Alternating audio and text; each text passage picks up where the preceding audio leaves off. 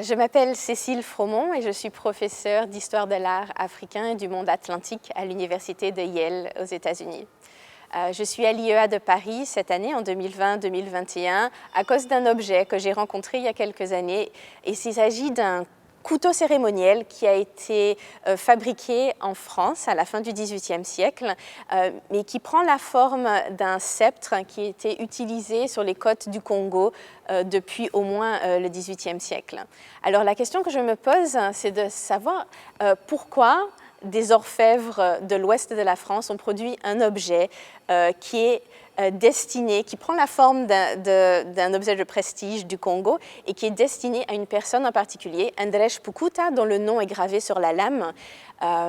et qui est en fait un interlocuteur que les marchands français avaient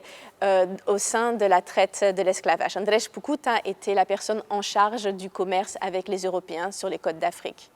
Alors ce type d'objet nous permet de repenser un petit peu aux relations entre l'Afrique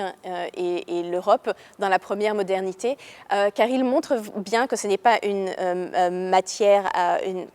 il ne s'agit pas d'un échange entre des pacotilles d'un côté et des objets de valeur ou des personnes esclavisées de l'autre côté, mais que les marchands français s'intéressaient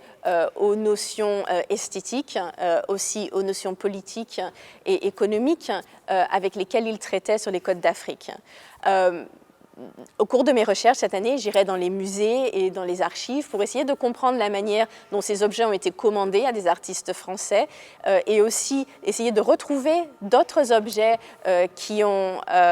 voyagé de l'Europe à l'Afrique et qui sont revenus ici dans les collections européennes pour essayer de comprendre cette relation qui était sophistiquée et qui n'était pas forcément asymétrique entre l'Europe et l'Afrique. Et c'est important parce que ça nous permettra de mieux comprendre comment repenser notre relation entre l'Europe et l'Afrique dans le moment contemporain.